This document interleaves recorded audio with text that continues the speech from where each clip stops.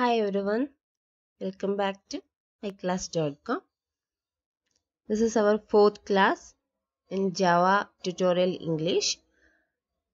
In this class, I am going to explain about the history and versioning of Java and also the very important topic JVM, Java Virtual Machine.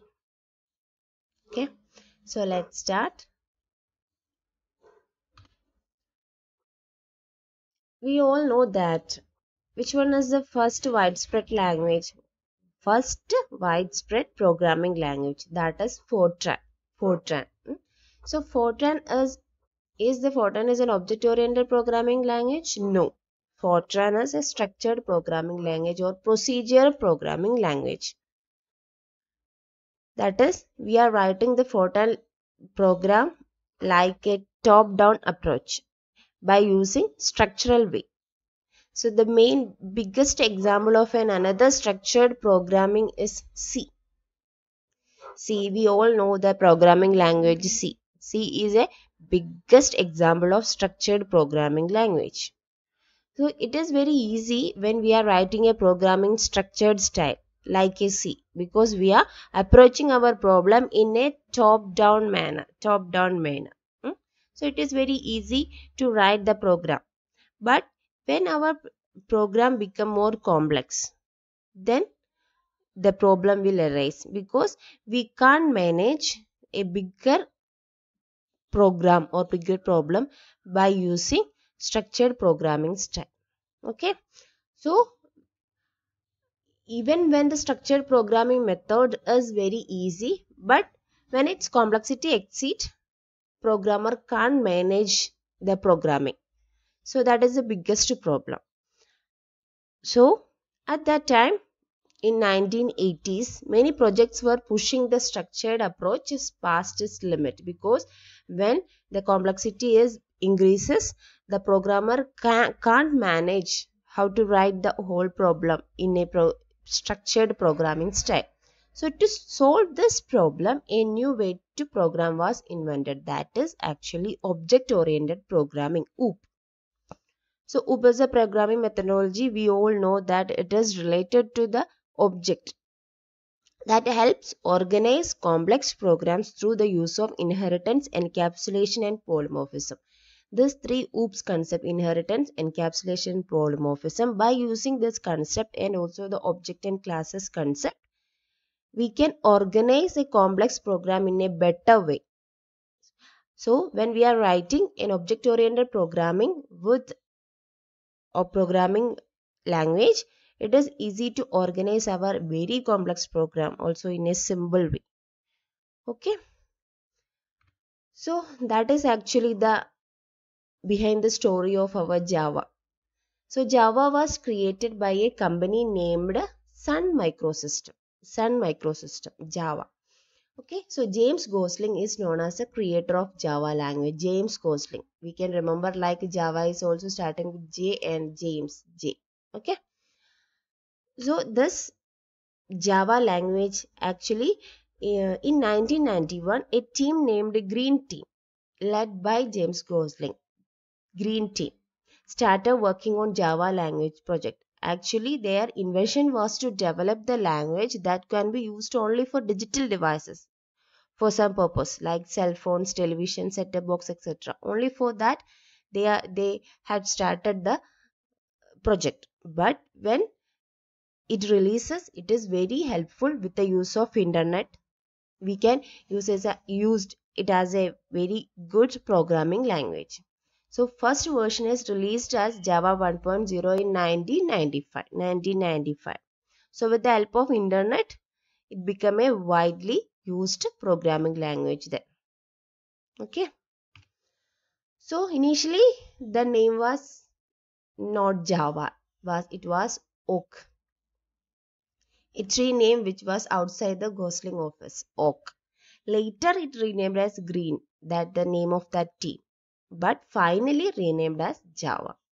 Okay, the syntax and all other things are very similar to C and CPP. The control structure, syntaxes, the loop, all are very similar to C and CPP, because it is easy to a programmer that the programmer don't want to study the syntax and other things again, because it is similar to C and CPP. Only the difference is it is an object oriented style, but the C and C is an structured programming style or procedural programming style.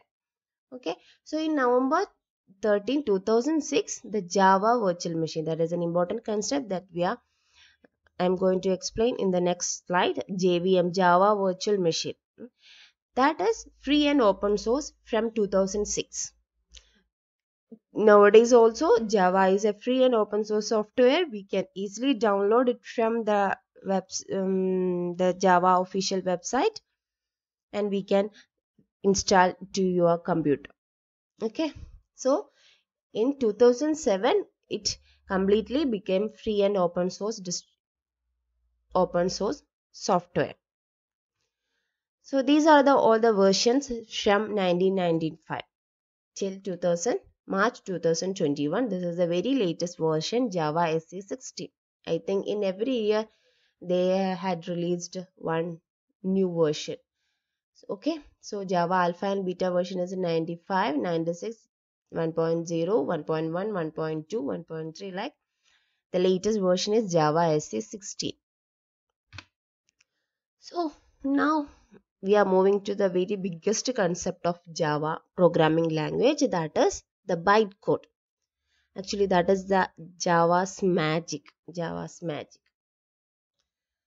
So what is bytecode? Bytecode in Java is an intermediate machine independent code. Machine independent code, not machine dependent code. We are writing a program as machine independent code that we can understand.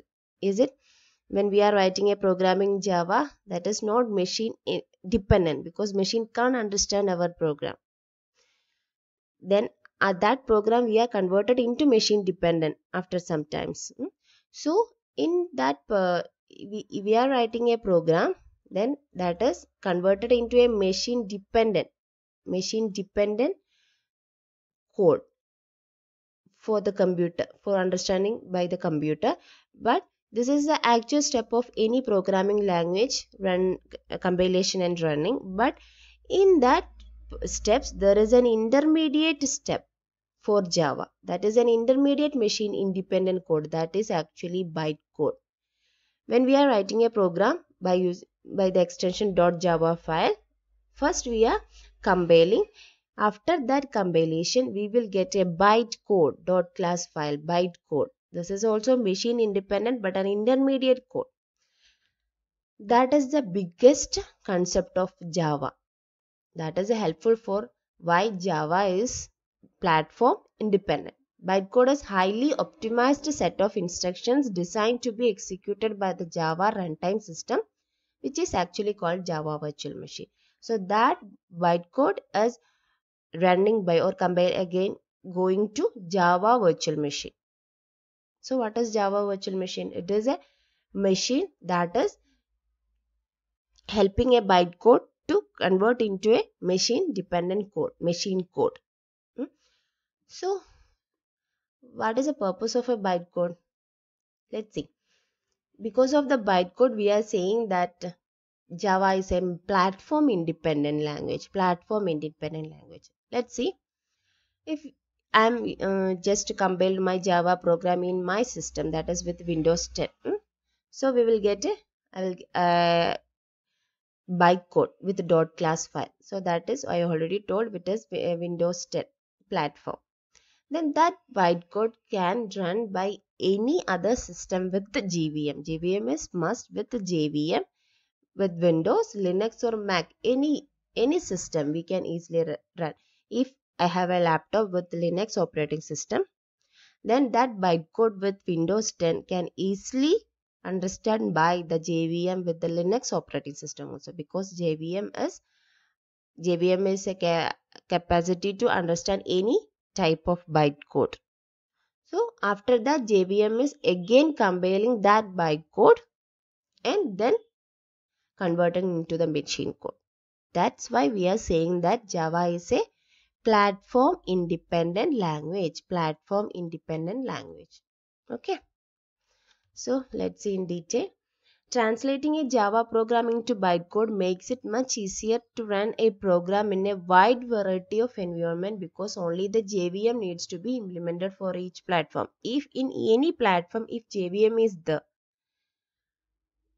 the bytecode can be run by that JVM, respective of our platform, that is operating system.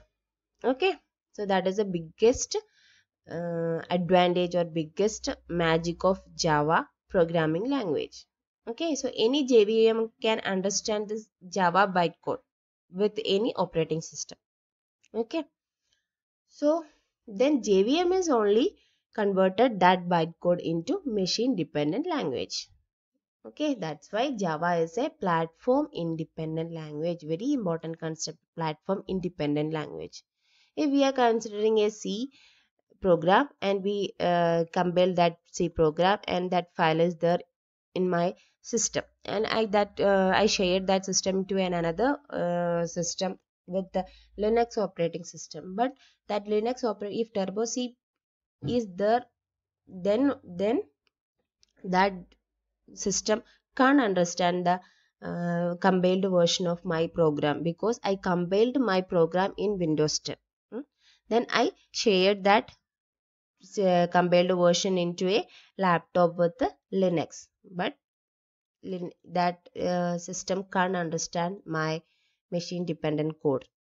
Okay, but in Java, if Java JVM is there in my another system, any bytecode can understand by this JVM, and JVM can easily convert that bytecode into a machine dependent code to execute the program.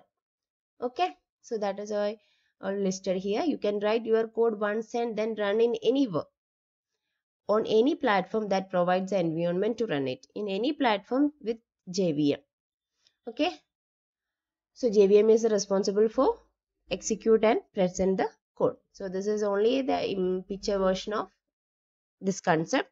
Java source file is there with .java extension. First Java compiler compiled it and converted into Java class file. This is our bytecode. This is our bytecode. Okay. So this bytecode is going to a Java virtual machine. Java virtual machine again compiling with interpreter. Interpreter means it is compiling with one line by line. Compiler is that checking the syntax and semantics as a whole. So then it is going to our operating system and it is easily machine dependent code and run by our system. Okay, so that is the concept of Java virtual machine. Hope you understood the concept. So that's why Java is a very powerful programming language with platform independent facility.